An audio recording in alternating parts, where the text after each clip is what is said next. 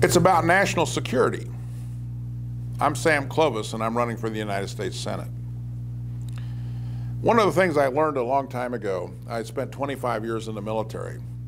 I came into the service during the Vietnam era, and I got my commission and went on active duty as the Vietnam War was winding down. One of the things that we struggled with early on, after the cessation of hostilities and bringing everybody home, was the fact that we had too many people in the service. We had too many people out there. Our equipment was run down, but we were simply not a ready force.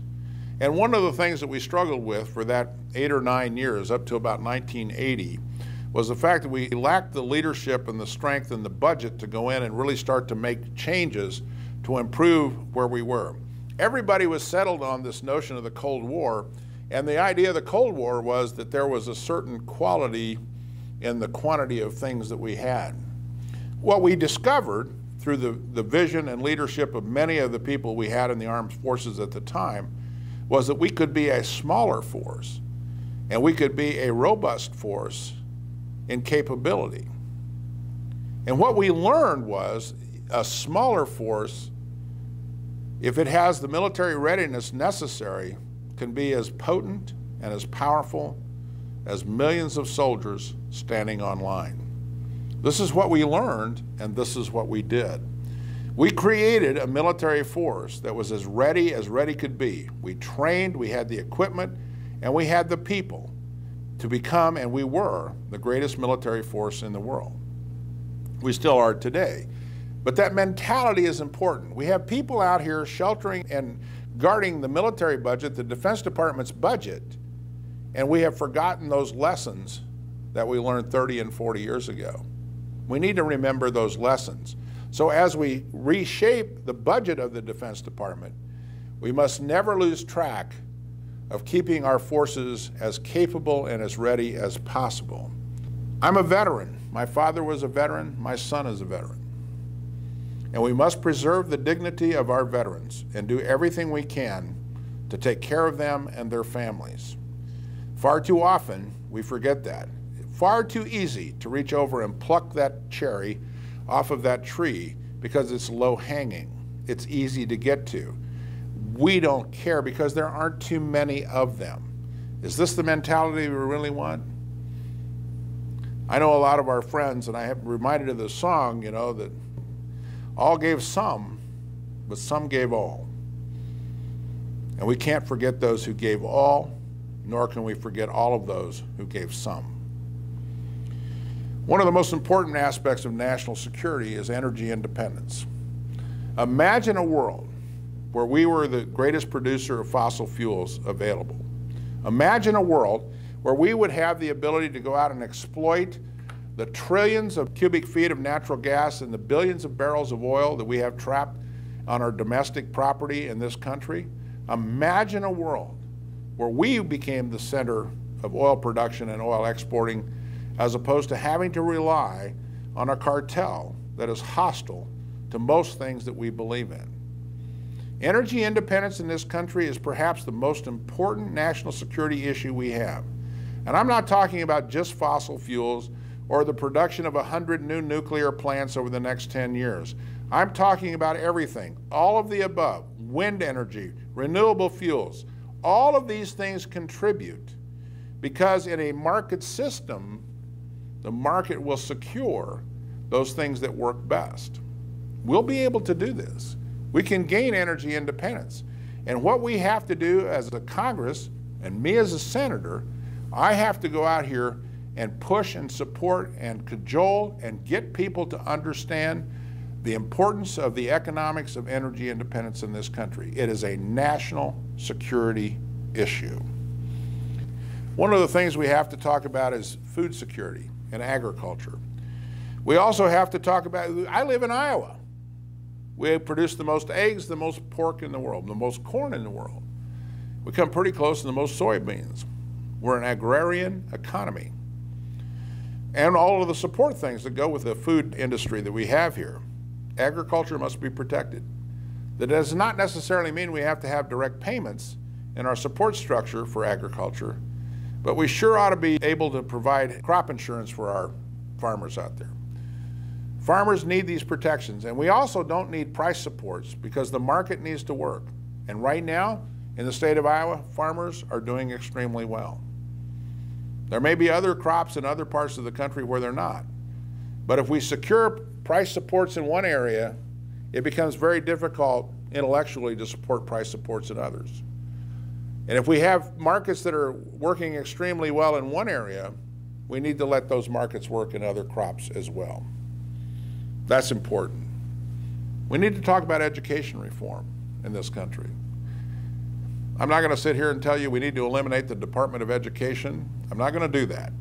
But what we need to do is the Department of Education needs to remember that the best education available is what is done in the local school.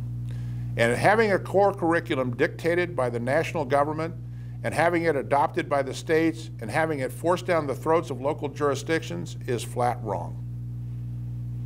This is not about top down. We're talking about educating our children. This means parents, teachers, administrators, and children need to be part of this equation. None of those are in Washington, D.C. They are all in the local school districts. So local control, controlled by the state, by the way, the Department of Education needs to provide support and facilitation to the state departments of education and leave it at that.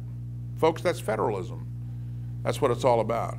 We don't need top-down dictates on what goes on inside a local school. Because what works in the city of Sioux City, Iowa, may not work in McAllen, Texas. And as sure as the world isn't the same as what we're going to find in Detroit, Michigan, or Chicago, Illinois. So we need education reform, and what we need are choices, market systems in place, and allow people to make the choices they need to put their children into the educational environment that they think is best for them. I work in Homeland Security. I lecture in Homeland Security. I teach Homeland Security.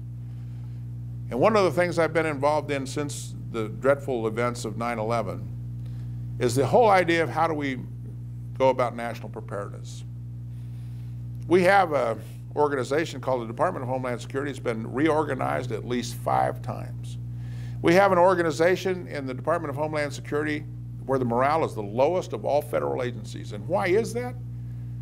Why is it? Because they lack leadership. They lack leadership. When we ask the people of the federal government, law enforcement, to protect our borders, to protect our ports, to protect this nation from the shoreline in, we need to give them all the support we can give them. And we need to also make sure that they have the leadership that they need to do those things. And we can't be asking them to enforce some laws and not others, because that goes against their oath of office.